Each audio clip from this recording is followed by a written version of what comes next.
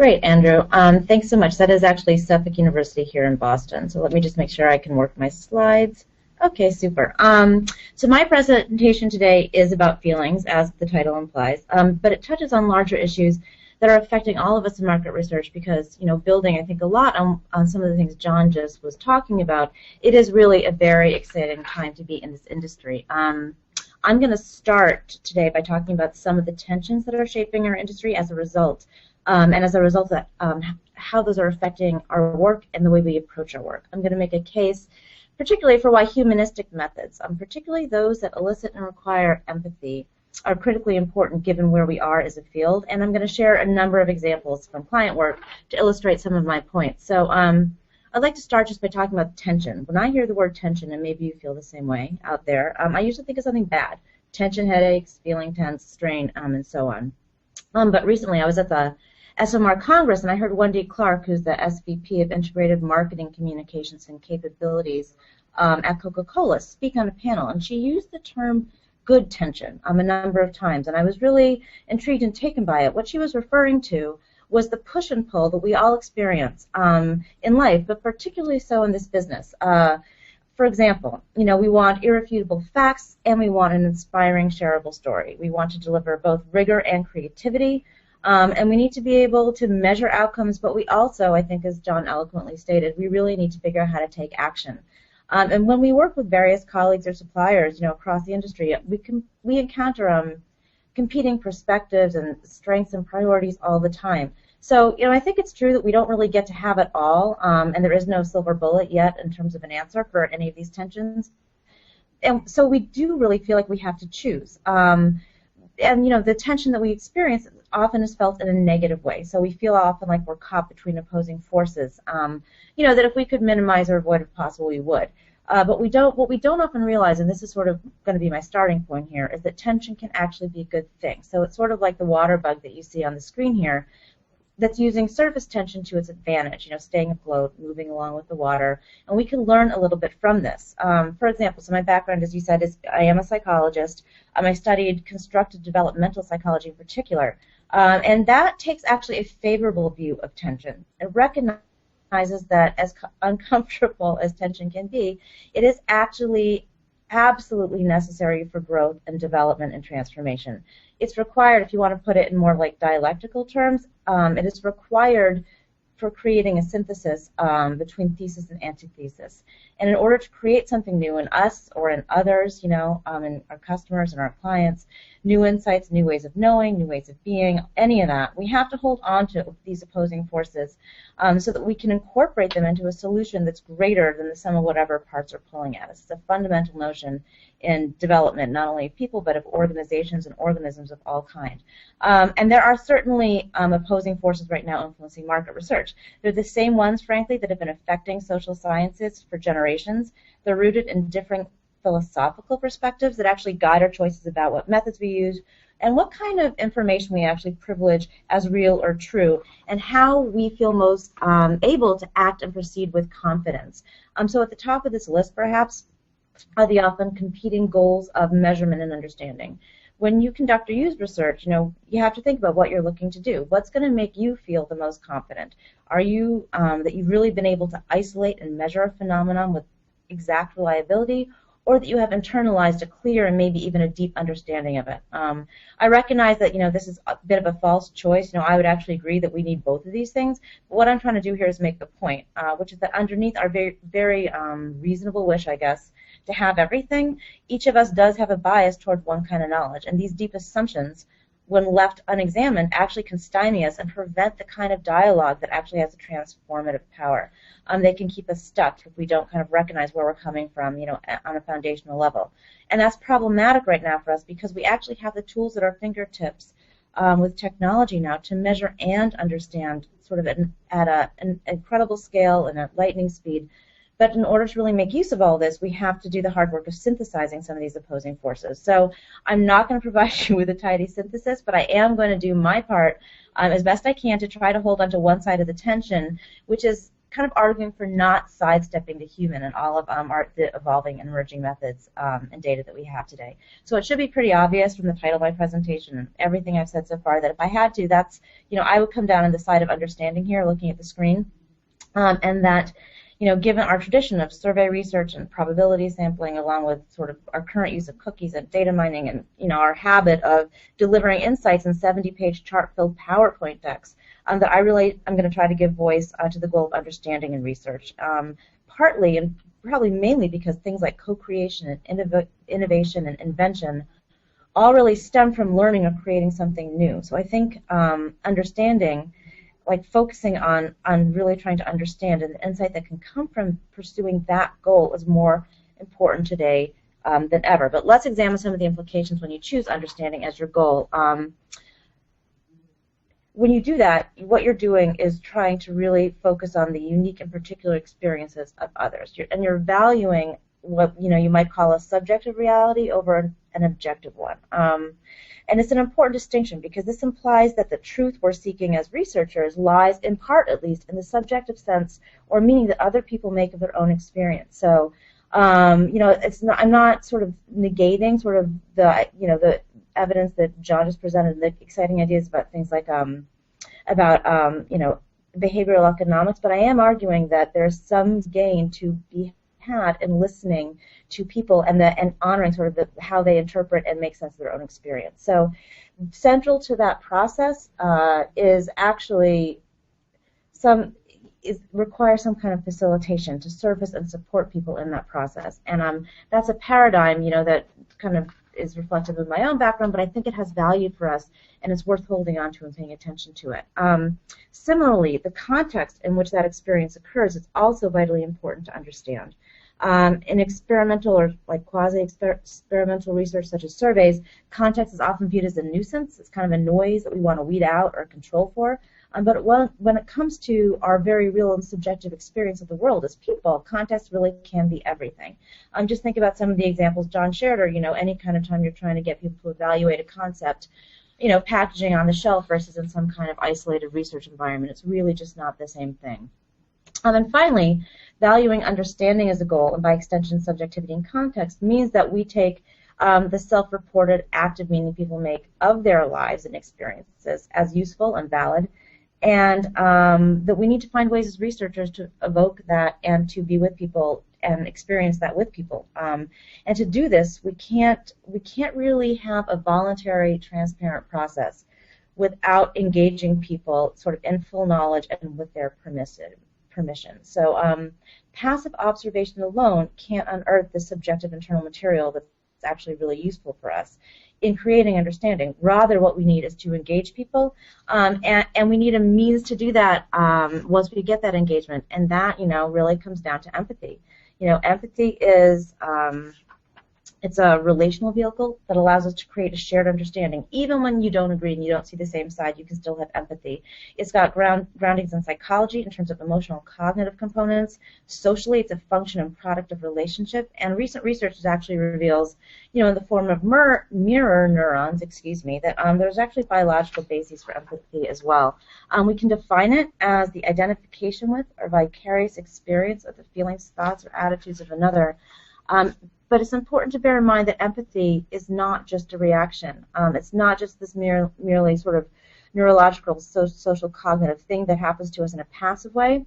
Empathy is actually a response. It's a facilitative action we take that supports people and can help people in their lives, how they make choices, helping them stick to commitments, how they grow and learn and achieve their goals, and how they develop. Ideally, brands actually would want to play an empathic role in consumers' lives, right? Because our favorite brands are the ones that get us. They help us figure out or express who we are. They reflect aspects of ourselves back to us. They help us weed through the noise so that we can do what we want to do. Product developers and marketers then, should be interested in demonstrating accurate empathy to consumers so that they can effectively connect with people and, have the honor of playing that facilitative role. But they have to do it within relationships because that is where empathy is enacted. So marketers need to understand through empathy that rich complexity of people's lives and those particulars aspects of the context of their lives, and they need to demonstrate empathy too in the way they develop and disseminate products.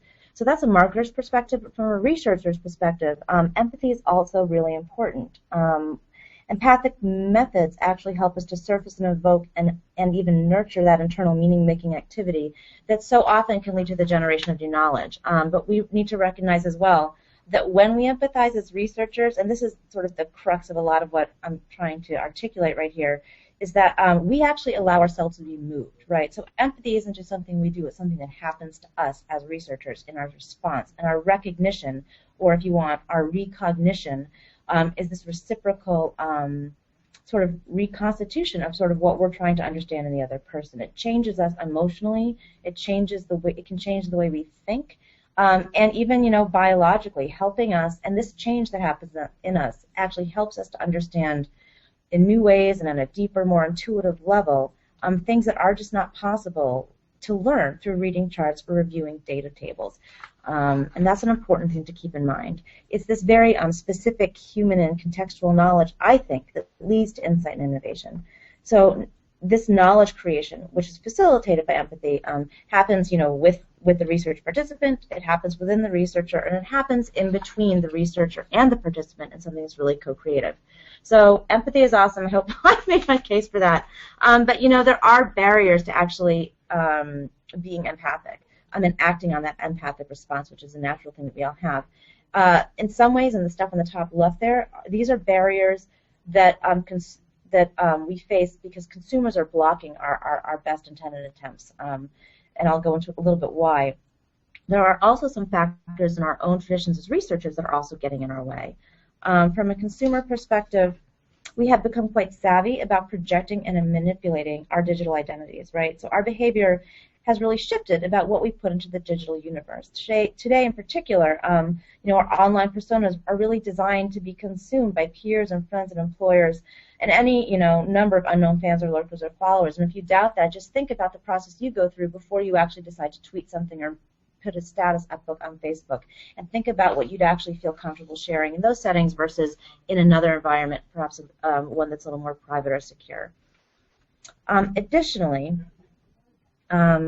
consumers are more empowered. So a recent Pew Internet study, you know, suggests that social network users are becoming more active in pruning and managing their accounts. People are choosing to keep their profiles private and restrict access. So there's a problem, right? If consumers are going to shut us out, then we can't empathize with them. Engagement then is a necessary precursor to actually being able to empathize. From the standpoint of research professionals and insight professionals, you know, since basically the Enlightenment, Western thought has had a bias toward quantitative method, favoring objectivity, independence of observation, all that stuff I was talking about earlier. So qualitative information can be useful, you know, from that paradigm, but we often don't, you know, think of it as truth. And with big data, you know, this is even a stronger trend that you can kind of sidestep the human in this process by gathering a tremendous amount of quantitative information on people passively and think that somehow that's the whole picture.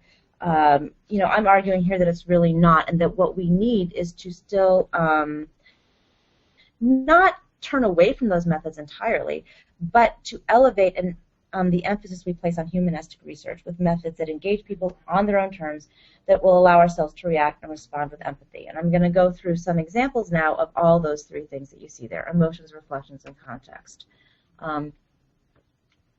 This is just a brief primer, and it's, you know, nothing necessarily new, but what you can see here is a picture of a drawing of the human brain. And I think that one way to think about keeping the human in the research process is to take a whole brain approach to it. Not necessarily left brain, right brain, but clearly, you know, letting the consumer be the expert and the author of their own experience. And everything in the top hand right really does that and enables that. There's a number of techniques that I'm not going to go into in tremendous detail right now about how to do that. But that needs to be balanced and used in conjunction with the more objective and more passive and more rational ways of getting information that you see in the bottom left-hand screen. So this here, I'm going to go into some examples now, and this here is an example from a mobile ethnography we did, actually outside of our typical community structure. The topic was the 2012 elections here in the U.S. For this specific activity, we asked people to pay attention to moments in their lives where they were seeing, doing, or feeling something that they thought could be affected by the upcoming election. And to give an explanation, we engaged 26 people, we got 100 submissions, and for example, in this entry, something like the mundane activity of paying bills evoked feelings of cynicism and pessimism and even worry for this fellow. His name is John. He uploaded a picture to illustrate what he meant, which is an ad from a local real estate paper in his local area. For Kate, the length of her cousin's tour of duty completely hinged on the election results, and this evoked worry in her. A night socializing and cooking with a friend who was terminally ill created mixed emotions here for Sarah, anger and worry, but interestingly often hope. And this was one of the few examples where anything related to the election actually did offer hope, which was sort of interesting. And Jill, who is a teacher, was moved in a moment of disgust and anger and worry for her students when she confronted the uncertainty facing their future. So submissions like these underscore a couple of important points. First, when you get the pictures and the text, and there's geolocation here tagging as well, and give people sort of the power to express themselves in their own way and author their own experience, you sort of get their take on how they make sense of their lives, and that's really valuable. As the campaign ads and news coverage mounted, we could see a stark contrast to what was actually shaping people's emotional and situational inner landscape here, and the actual content of the media and political propaganda that's being aired. And third, there's something really intimate about the images and language people used. We asked them to pay attention to how their daily lives were being affected, and gave them sort of the tools to actually tell us about it, and we invited them to make sense of their own experience. This helped people actually move to a new place internally, so actually generate new knowledge for themselves, which they are then able to share with us, right? So in the words of one participant, they said, "I never really thought before about how many aspects of my life were being affected by the upcoming election and all the stuff that accompanied it. I tend to think of it just the way I felt at the moment. This gave me a broader perspective." So, when people generate new knowledge about themselves and can share it with us, then we can take that and turn that into insights and share it with the world. Because of the time, I'm going to kind of go quickly here, but I did want to share just one more example of emotion. This is a proprietary methodology called emotion-centric, where we use some priming techniques and a stimulus, and we actually have people generate, modeling it sort of after free association, some of the feelings, and we ask them to name 6 about how they feel about any given concept, idea, packaging. It can be anything at all. In this case, it was a ready-to-bake flan. And what I want you to pay attention to here is how different this looks in the output of survey data from on a 1 to 5 point scale on purchase intent or appeal or anything like that. What you get here is a sense that people, and these are frequency of thematic themes here, that were redundant, thematic content, but people were excited and curious about the concept. There was a lot of hedonic pleasure. That's certainly a good thing that you'd want to maximize. But when you see that people were not just lukewarm about this construct, they were actually conflicted about it. So, part of what was getting in the way of a really, grand endorsement was the fact that people were skeptical about whether or not it would work, how it would really taste. They felt kind of guilty or sinful because flan is evidently easy to make on your own. So rather than just get sort of a quantitative, gradation or top 2-box response, when you can actually tap into the emotional content that's driving sort of these opinions, you get a much more nuanced idea of what's going on with people and much more meaningful direction that you can take. I want to share a little bit about the process of reflection, which is the second thing I was going to talk about in terms of examples. This is a study we did on sort of multi-generational caregivers. And what's important here is we asked people to really engage in this 8-week-long reflective process. And what you can see here is one of the first things we did, which was an image annotation, where we asked people to look at this ad and say what they thought about it and mark it up. And what we got was a lot of discontent, a lot of bitterness.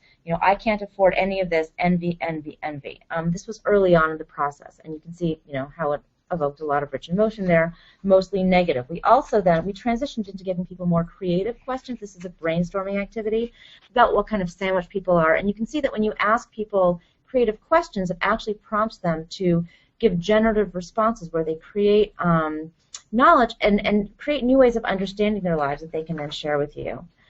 This is an example here at the end where we ask people, if they had to choose, if they could do anything differently, what would they do? And what you see here is not a negative response. And after 8 weeks of reflecting on this topic and this very hard life choice, what we found is that people actually shifted their point of view and were able to find sort of more positive feelings in sort of what was definitely a really hard time, which was actually really helpful for clients trying to figure out how to have more sort of empathic messaging that was actually going to resonate with people in a much more realistic way. I'm going to skip this example given time. This is a mind map, but if you want to look at it, you can look at the ARF digital social media study that's being released in the Journal of Advertising Research this month. It simply is showing sort of how we used a mind map to get at sort of the unconscious shopping process. But that will be for another time, because I do want to cover off in the few minutes that I have left on the notion of context. And these are both two examples from mobile ethnographies. So in support of a larger co-creation project around developing a new line of scents for a product line, for one of our clients, we asked 20 women to send us photos or videos anytime they smelled anything nice. We also asked them to describe the scent, what they liked about it, and what it aroused in them. We got 16 out of 20 we invited to participate, and they had, at least one contribution a day. And what I loved about the data we got here is that and the ideas of this for the scents, everything from fresh cut grass to cookies baking to the smell of fresh paint that you see here, is that it came rich with emotion and significance. So scent elicits memories and feelings of comfort, relaxation, and a sense of the particular situations in which these scents generated meaning for people. Because they could see the context, it kind of raises a gestalt in your mind about sort of what it is about this scent that was actually really helpful for clients developing new products. We did another similar one on sound. This is an audio clip of actually a kitty eating. I have a cat, so this was very evocative for me. Another person submitted that the sound of typing somehow was calm and relaxing. I don't understand that at all, but that's the whole thing about subjective experience. I don't have to, that's her. And also, someone submitted the sound of baking, frying, and there were hundreds of others. But what I found really remarkable about the audio clips is really what they evoked in me as a person. It was an immediate empathic reaction, which I got immediately. So I said I had a cat, right? And so hearing this stranger's cat pick dry food out of the bowl, aroused all these feelings in me of just being instantly the feeling of coming home, the feeling of being comforted, the feeling of a sort of love for my little pet. All this stuff is very private, but it was really a recognition, a conjuring of some kind of constellation of emotion that was instant and complex and real and immediately understandable. So context is not a variable in an algorithm, but a situation that really can be evoked between people, between researcher and participant, and mutually understood. So I guess to conclude, I would say that I believe we need to continue to find ways to engage people and invite them to reflect on and share how they are making sense of their lives, that there's a role for that in research, and it's important to triangulate that with other methods, but certainly not to lose it. We need to participate in understanding people's emotional reality and how that is situated within specific contexts. So sometimes we can passively observe, but sometimes we have to really join with people. So as researchers and fellow human beings, we need to allow ourselves to do that joining and actually be moved as well, because I think about the challenges of synthesizing all the data that's out there and how much information that we take in all the time, and I think that power of being moved and that empathic response is a way to really tap into and convey the immediacy of human experience that actually can help us work with our clients, elevate what matters, and inspire people to meaningful action. So I know I went a little long, but I'll stop now for questions.